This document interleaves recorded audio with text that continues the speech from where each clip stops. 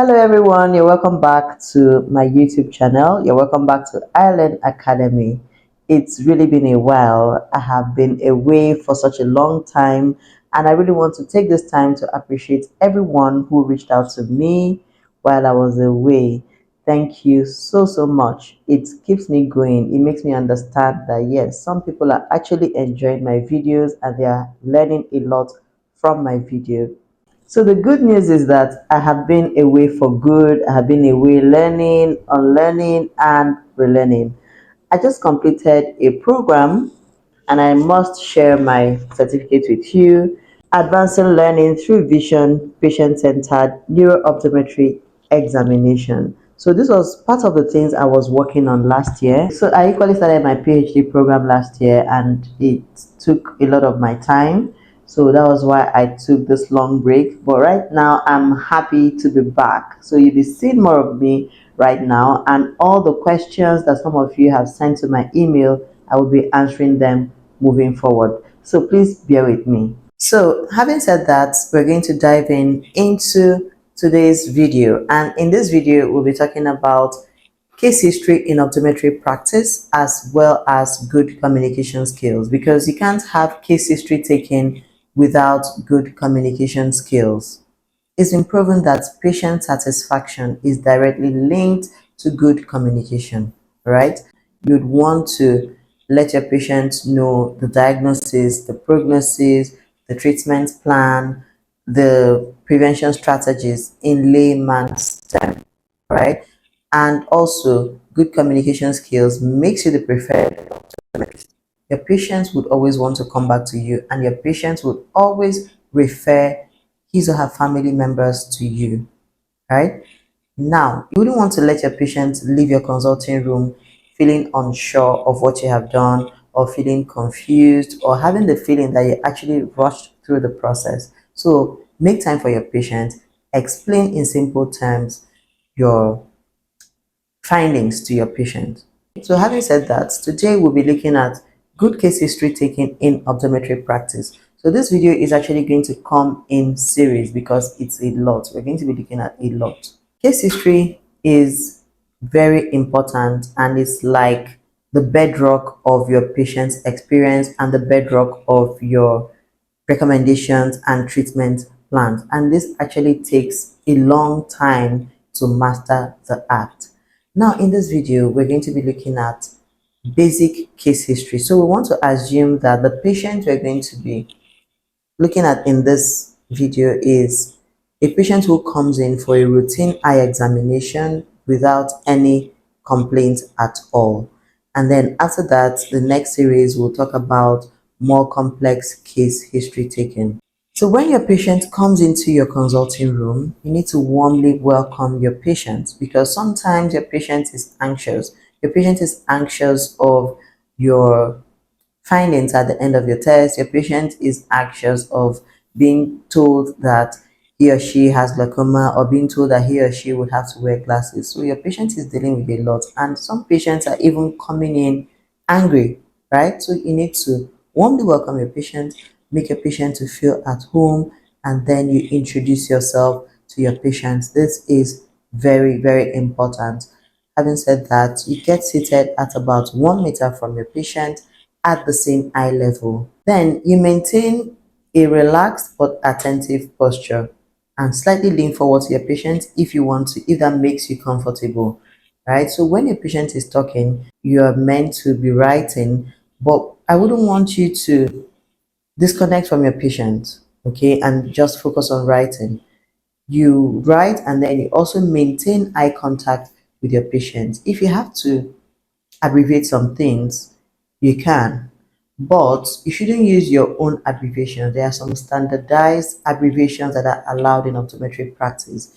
If you're interested in having a document that contains these abbreviations, send me an email and I'm going to send you this cheat sheet, right? So my email address is scrolling across your screen right now. Send me an email and then I will share the cheat sheet with you. So this brings us to why your patient is in your consulting room in the first place. You need to find out your patient's case history, or the reason for your patient's visit. For this scenario, we are assuming that your patient is fine.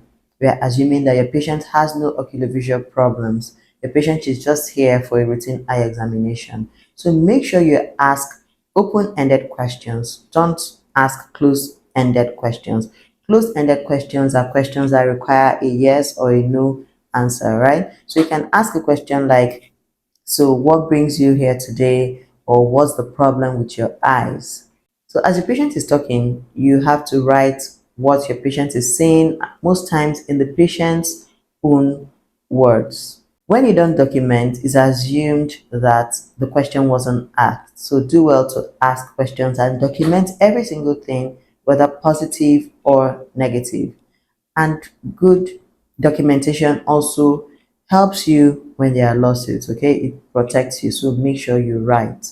After the chief complaints, you would find out if your patient is a known spectacle wearer, because even if your patient is not wearing glasses in the clinic, doesn't mean the patient doesn't have glasses. Some of them have it in their bags, or some of them have it at home. So you need to find out if your patient is a known spectacle wearer or a known contact lens wearer. If the answer is no, you find out if they have actually worn glasses in the past or if they have worn contact lenses in the past. Then after that, you go ahead to find out your patient's last eye examination. Find out if there was any diagnosis at that point in time. Find out why the patient went for the eye examination. So after the last eye examination, find out your patient's visual demands at far and at near. After the last eye examination, find out your patient's visual demands at far and at near. You also need to find out your patient's hobbies. And I like to ask my patients if they work with computers a lot. Now, you can ask questions like, how is your vision at far? How is your vision at near? If it's a child, you find out how the vision is in class when he or she is writing from the interactive board or from the chalkboard. And then your patient may have missed some things during the chief complaint session. So you find out if your patient has any symptoms. So you can ask the prevalent questions like if your patient is experiencing headaches, itching, tearing, and all of that, because your patient may then recall that he or she missed something during the chief complaint session. So the next question you will be asking your patient is his or her ocular history. You'd want to find out if your patient has had any ocular trauma in the past or if your patient has had any surgery in the past. This also goes in hand with your patient's family ocular history. Recall that some eye conditions are hereditary, so you need to find out if there's any family history of short-sightedness or glaucoma. So after that, you need to find out your patient's general medical health, like if your patient has hypertension or diabetes. If your patient has any of this, you need to find out how long the patient has had them for and the medications your patient is taking to control them. Record these things, record the medication, record the dosage as well. Then you also go ahead to find out when your patient had a medical examination last, and then find out your patient's family medical history. All right. In this session, you find out your if your patient is allergic to any medication and if your patient is currently taking any medication.